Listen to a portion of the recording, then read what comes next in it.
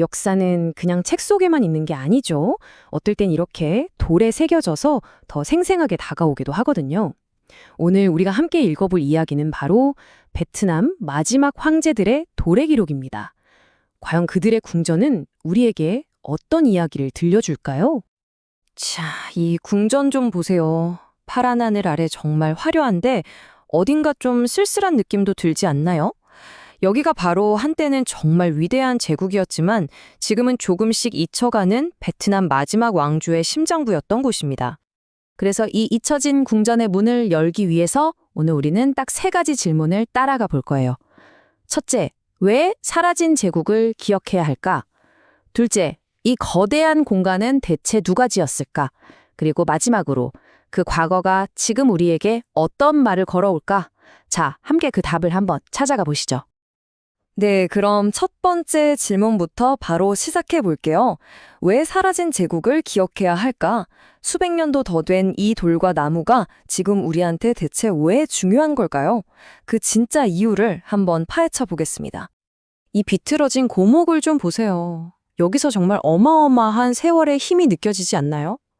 제국의 기억이라는 것도 사실 꼭 이 나무 같아요. 우리가 계속 붙잡고 또 이야기하지 않으면 그냥 시간이라는 바람 속에 흔적도 없이 사라져 버릴지도 모르는 거죠. 와, 이 2장의 사진 좀 보세요. 거의 100년이라는 시간을 사이에 두고 있어요. 왼쪽이 1925년, 그리고 오른쪽이 바로 지금의 모습입니다. 정말 많은 게 변한 것 같으면서도 그 본질은 그대로 남아있죠. 사실 이 공간이 이렇게 사라지지 않고 우리 앞에 서 있는 건 보이지 않는 곳에서 역사를 지키려고 했던 누군가의 노력이 있었기 때문일 겁니다. 그렇다면 말이죠. 이렇게 놀라운 공간을 만들어낸 사람들, 그 주역들은 과연 누구였을까요?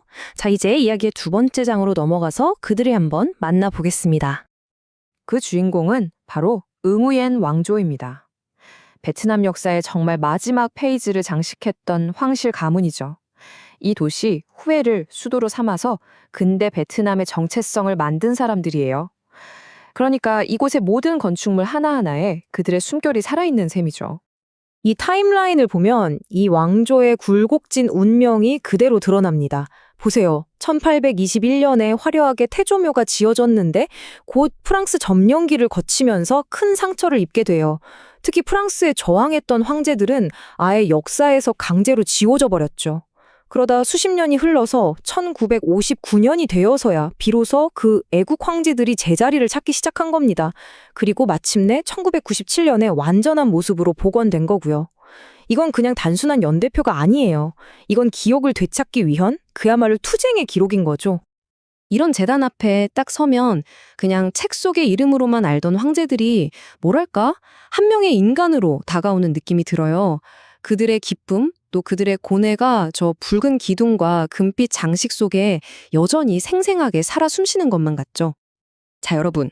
1466kg. 이 숫자가 대체 뭘 의미하는 걸까요? 이게 바로 청동으로 만든 가마솥 딱 하나의 무게입니다.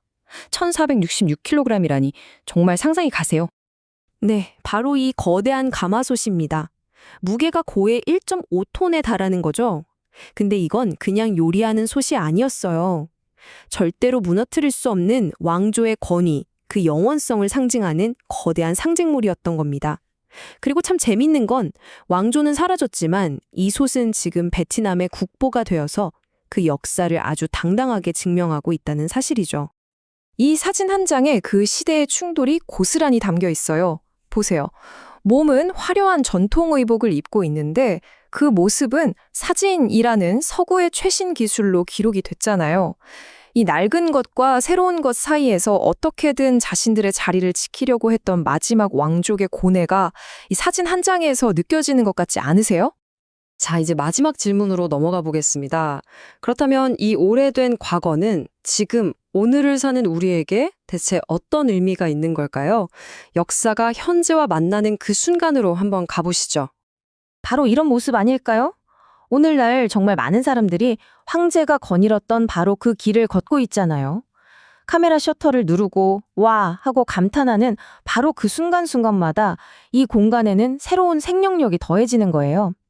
결국 역사는 박물관에 갇힌 죽은 유물이 아니라 이렇게 우리와 함께 소통하면서 살아가는 존재인 거죠. 여기서 핵심은 바로 이겁니다. 과연 누구를 기억할 것인가? 이 태조묘의 역사는 이 질문을 둘러싼 정말 치열한 싸움이었어요. 자, 1단계. 프랑스 식민 시절에는요, 자기들에게 저항했던 황제들은 싹 지워버렸습니다. 공식적으로는 단 7명만 기렸죠. 그러다 2단계. 독립 후에야 비로소 애국 황제 3분이 제자리를 찾게 됩니다. 그리고 마지막 3단계. 완전한 복원을 통해서 그들의 유산이 드디어 확고해진 거죠. 결국 기억한다는 행위 자체가 나라를 되찾고 또 역사를 바로 세우는 정말 중요한 일이었던 겁니다. 그래서 오늘날 이 황궁은요, 더 이상 그냥 옛날 황제들만의 공간이 아니에요. 전 세계가 인정하는 유네스코 세계 문화유산이 됐고요. 베트남 국민들에게는 정말 큰 자부심의 상징이 되었죠. 그리고 제일 중요한 건 지금 이 순간에도 복원과 연구가 계속되고 있다는 거예요. 그러니까 과거가 아니라 지금도 계속되는 현재 진행형의 역사인 셈입니다. 지금까지 우리는 공식적으로 기록된 역사를 쭉 따라와 봤습니다. 하지만 마지막으로 한번 상상해 볼까요? 만약에, 정말 만약에 이 궁전의 벽들이 말을 할 수 있다면 과연 어떤 비밀스러운 이야기들을 우리 귀에 살짝 속삭여 줄까요? 네, 맞습니다. 웅웬 왕조의 이야기는 아직 끝난 게 아니에요. 이 궁전은 덮여있는 오래된 역사책이 아니라 여러분의 발견을 기다리면서 활짝 펼쳐져 있는 페이지 같은 곳입니다. 이제 여러분이 직접 그 다음 장을 넘겨볼 차례인 거죠. 여러분, 오늘 우리가 함께 떠나볼 곳은 바로 한때 베트남의 심장이었던 곳, 후의 황성입니다. 겉보기엔 정말 아름답고 평화로워 보이죠. 근데 사실 이곳에는요, 한 나라의 기억이 통째로 지워졌다가 또 그걸 필사적으로 되찾으려 했던 아주 극적인 이야기가 숨어 있습니다. 지금 보시는 이 화려하고 웅장한 곳, 여기가 거의 150년 동안 베트남의 중심이었어요. 그런데 말이죠, 이 모습이 다가 아니라는 겁니다. 보이는 것보다 훨씬 더 복잡한 사연이 얽혀 있거든요. 자, 그럼 이 복잡한 이야기를 어떻게 풀어가면 좋을까요? 제가 딱 3가지 질문으로 정리해봤습니다.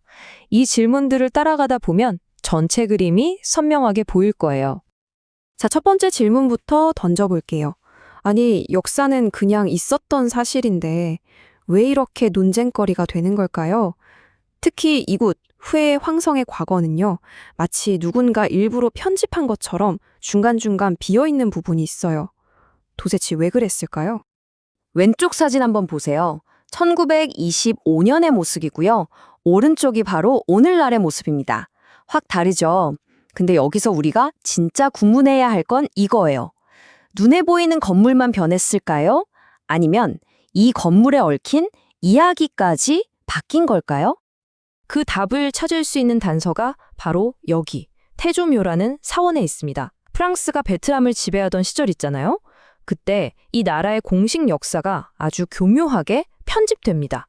특히 프랑스에 맞서 싸웠던 황제들, 그들의 존재가 역사책에서 그냥 삭제되어 버린 거죠. 의도적으로요. 이건 정말 무서운 일이에요. 한 나라의 기억에 일부러 구멍을 뚫어버린 거니까요. 말 그대로 과거를 편집한 거죠. 그래서 이 이야기의 진짜 핵심은 바로 이겁니다. 누구는 기억되고 누구는 잊혔는가? 이걸 파헤쳐봐야 해요. 자, 그럼 이 거대한 역사 편집극의 중심에는 과연 누가 있었을까요? 두 번째 질문으로 넘어가 보죠. 바로 베트남의 마지막 왕조, 응웬 왕조에 대한 이야기입니다. 응웬 왕조는 후의 황성에서 나라를 다스렸던 베트남의 마지막 황실 가문입니다. 그리고 자신들의 황제들을 기리기 위해 이 태조묘라는 사원을 지었죠.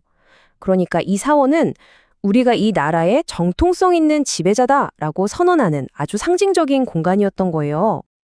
네, 바로 이 사람들이에요. 자신들의 역사가 누군가에 의해 멋대로 잘려나가고 또 재단되는 걸 겪어야 했던 그냥 역사책 속 인물이 아니라 실제로 존재했던 사람들이죠. 그럼 이 왕조의 힘이 어느 정도였는지 궁금하시죠? 이런 유물들을 보면 바로 감이 와요. 지금 보시는 이 거대한 청동솥, 이게 그냥 솥이 아니에요. 황제의 막강한 권력, 그리고 우리의 왕조는 영원할 것이다 라는 메시지를 담고 있는 상징물 그 자체였죠. 이 솥 무게가 얼마인 줄 아세요? 무려 1466kg. 1.4톤이 넘어요. 와, 이 무게만 봐도 당시 그들의 권력이 얼마나 대단했는지 짐작이 가시죠. 괜히 2015년에 국가 보물로 지정된 게 아니에요. 자, 그럼 이렇게 한번 망가진 역사를 어떻게 다시 되돌릴 수 있을까요? 이게 정말 궁금한 지점이잖아요. 그래서 마지막 세 번째 질문으로 넘어가 보겠습니다. 과연 그들의 유산은 어떻게 재건되었을까요? 이 타임라인을 한번 쭉 보세요. 역사를 되찾는 과정이 한눈에 보이죠? 이게 하루아침에 짠 하고 바뀐 게 아니에요. 수십 년에 걸친 끈질긴 노력이었던 거죠. 1959년에 드디어 식민 통치에 저항했던 황제 세 분을 추가로 모시게 되고요. 90년대 후반에 완전히 복원되면서 비로소 이 바로잡힌 역사가 제자리를 찾게 된 겁니다. 지금 우리가 보는 이 복원된 사원의 모습이 바로 그 모든 노력의 증거입니다. 온전하고 진실된 역사는 반드시 지켜내야 한다는 아주 강력한 선언처럼 느껴지지 않으세요? 그러니까요, 이 모든 이야기를 통해 우리가 깨달을 수 있는 건 이거예요. 역사 유산을 지킨다는 건 그냥 오래된 건물을 보수하는 차원의 문제가 아니라는 거죠. 그건 바로 우리가 어떤 이야기를 기억하고 또 어떤 가치를 다음 세대에 물려줄 것인가를 끊임없이 고민하고 선택하는 아주 능동적인 행위라는 겁니다. 자, 그럼 마지막으로 이런 질문을 한번 던져보고 싶어요. 비단 베트남만의 이야기는 아닐 겁니다. 우리 주변에도 분명히 잊히거나 일부러 외면당한 이야기들이 있을 거예요. 여러분이 생각하기에 우리가 꼭 다시 꺼내서 기억해야 할, 싸워서라도 지켜내야 할 그런 이야기는 과연 무엇일까요?